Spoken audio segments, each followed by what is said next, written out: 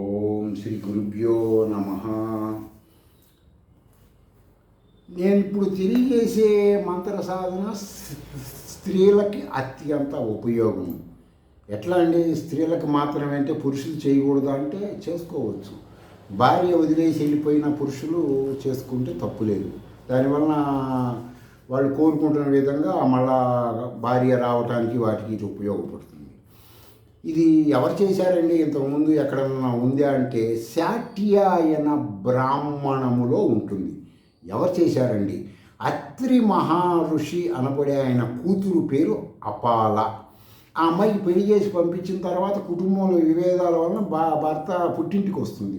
అప్పుడు ఆ మహర్షి వేదములో ఉన్న ఆ సమస్య నివారణ కొరకు తెలుసుకున్న దేవతా ఉపాసనే ఈ మంత్ర విద్య. దీనిని అమృత సంజీవిని అంటారు. ఇది భారతీయ స్త్రీలందరూ చేసుకోవచ్చు.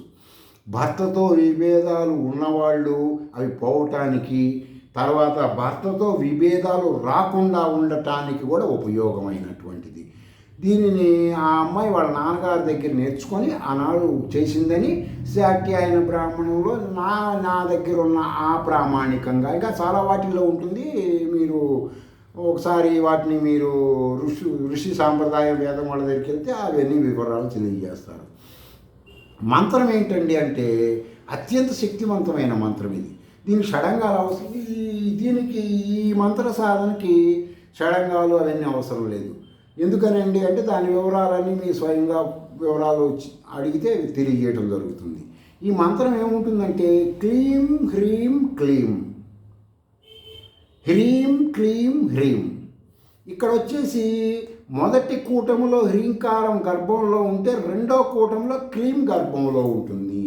క్లీం అనేది మన్మథ బీజము. పంచదశిలో క్లీం అనేది ఉంటుంది మధ్యకూటానికి, అంత శక్తివంతమైనది. తర్వాత శ్రీం హ్రీం శ్రీం, శ్రీ సౌహు భాగ్య విద్యేశ్వరి. అక్కడ ఆ స్త్రీ వచ్చేసి అది చేయటం వలన ఏం జరుగుతుందంటే త్రికరణ శుద్ధిగా ఈ మంత్రం చేయటం వలన వాళ్ళ కుటుంబంలో ఎప్పుడూ భర్తతో నిరాధారణకి గురి అవ్వకుండా ఉంటుంది. నిరాధారణకి గురి అయిన వాళ్ళు ఈ మంత్రాన్ని పురచరణ చేస్తే వాళ్ళకి అనుకూలం అవుతుంది. తర్వాత ఈ మంత్రంలో ఏముంటుంది? మమా అభయం దేహి. ఎవరిని అడుగుతున్నావు అభయం? ఆం హ్రీం క్రోం. ఇది ఏదైనా దేవాలయాలలో దేవుడి విగ్రహం ప్రతిష్ఠించేటప్పుడు ప్రాణ ప్రతిష్ఠ మంత్రాలలో ఉంటుంది. ఆ దేవత ప్రాణశక్తిని ఆకర్షించేది. ఆం హ్రీం క్రోం అంటే అంత శక్తివంతమైంది. మమ సౌభాగ్యం రక్ష రక్ష ఐం శ్రీం స్వాహ. సౌభాగ్యం అంటే ఏంటి? భూమి, పిల్లలు, ధనము, ఇలా అన్ని సౌభాగ్యాల కిందకు వస్తాయి స్త్రీకి. కాబట్టి దీన్ని ఎలా చేయాలండి అంటే దీనికి వచ్చేసి ఇంకోసారి మొత్తం కలిపి చెప్తున్నాను.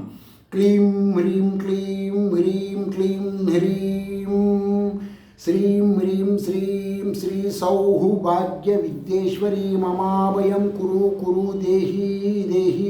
కురు కురు అని చెప్పుకోవచ్చు, దేహి దేహి అని ఏదైనా చెప్పుకోవచ్చు. ఆం హ్రీం క్రోం మమ సౌభాగ్యం రక్ష రక్ష ఐం శ్రీం స్వాహ. ఈ విధంగా ఈ మంత్రం చేసుకుంటే స్త్రీలకు చాలా బెనిఫిట్స్.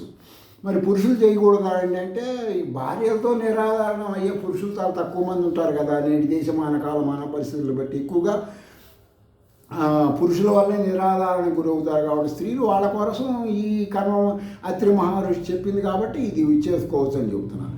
తర్వాత కొంతమందికి ఈ మంత్రం చేయటం వల్ల ఇంటర్నల్గా బోన్స్కు సంబంధించిన జ్ఞానం కొంతమందికి కలిగే అవకాశం ఉంటుంది. ఎలా అండి? ఆస్టియోపోరాసిస్ అని ఒక డిసీజ్ ఉంటుంది.